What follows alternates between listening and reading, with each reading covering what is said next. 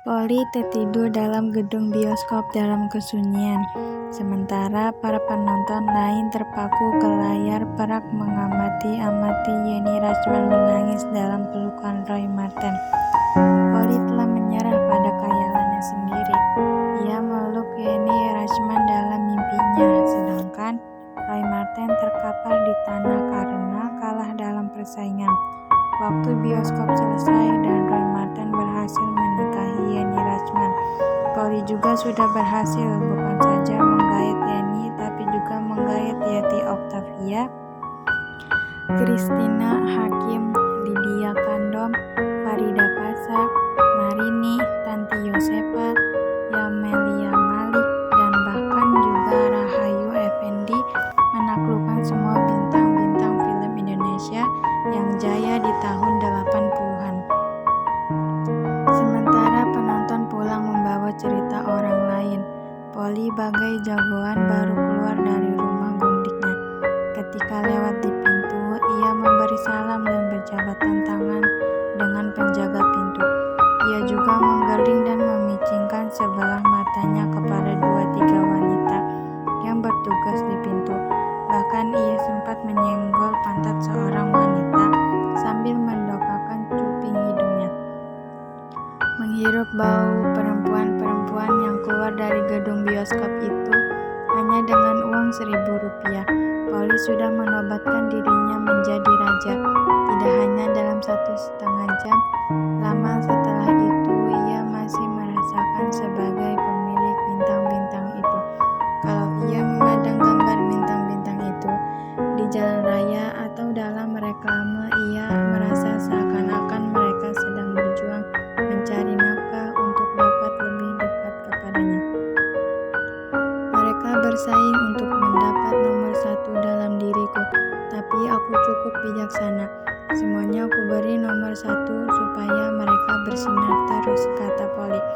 Dengan segala lamunannya itu, Polly merasa hidup sehat dan bahagia. Dia tidak memerlukan surat, bacaan, hiburan lain. Bahkan ia tak merasa perlu untuk menukar kekayaannya itu dengan yang lain. Aku telah mendapatkan yang terbaik yang tak mungkin dimiliki oleh siapapun, bahkan juga tidak oleh Lim Swee King dan Rudy Hartono, katanya di dalam hati. Kalau ia makan di warung Tegal di depan Taman Ismail Marzuki, ia selalu mengangkat kakinya. Ia mengoper nasi dan tempe ke dalam perut, seakan-akan ia sedang mengunyah stik di Java Room Hotel Indonesia. Ia melihat ke jalan dengan mata terpicing, setengah mengejek mobil-mobil yang lewat. Dan kalau sudah selesai makan, ia akan minta sebatang rokok kepada siapa saja yang ada di dekatnya, sambil berkata, "Friend, rokok pemberian seorang kawan adalah tanda kita banyak kawan." Dan sesudah itu, ia akan menoleh ke arah yang punya warung untuk berkata, "Utang dulu." Polly tidak pernah merasa sengsara. Ia selalu gembira, optimis, dan penuh dengan ide-ide baru. Salah satunya, gagasannya yang terpenting, misalnya, adalah bagaimana caranya untuk mengurangi tidur karena tidur baginya pemborosan. Dengan tidur, berarti ia harus melupakan untuk beberapa jam seluruh kebahagiaan dan kekayaannya. Itu sangat ia benci. Ia ingin terus menikmati jam-jamnya dengan mata terbuka dan semangat untuk melahap kebahagiaan. Pada suatu kali, ia benar-benar jatuh cinta, arahnya pada seorang janda yang kebetulan juga suka gentayangan. Gara-garanya, entah dapat duit dari mana, janda itu selalu muncul dengan beberapa bungkus rokok di dalam tasnya. Karena asap rokok dapat membuat Polly lupa tidur, ia jadi lupa pada bintang-bintang film. Ia pun selalu membuntuti janda sambil tak henti-hentinya minta rokok. Kadang-kadang belum selesai 1 batang, sudah dibuangnya dan mengisap yang baru lagi. Mula-mulanya janda itu menerima kehadiran Polly, tetapi kemudian ternyata mereka tidak cocok.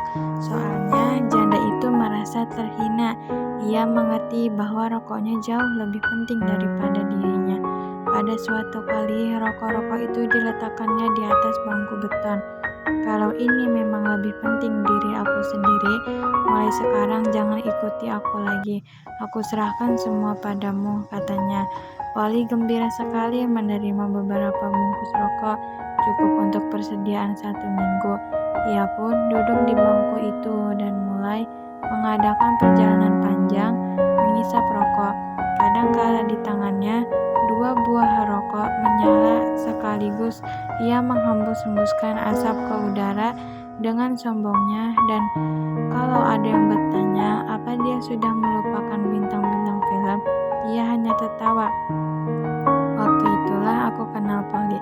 Ia memandangku dengan mata terbelalak. Ketemu lagi, katanya.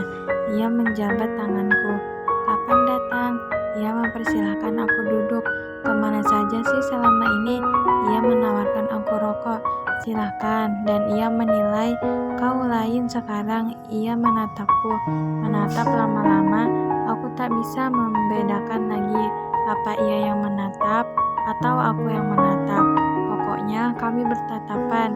Ia bertanya apa yang ingin kukatakan, dan aku terpaksa mengatakannya. Pulanglah, kubuka dadaku agar Poli masuk. Dia menggeleng.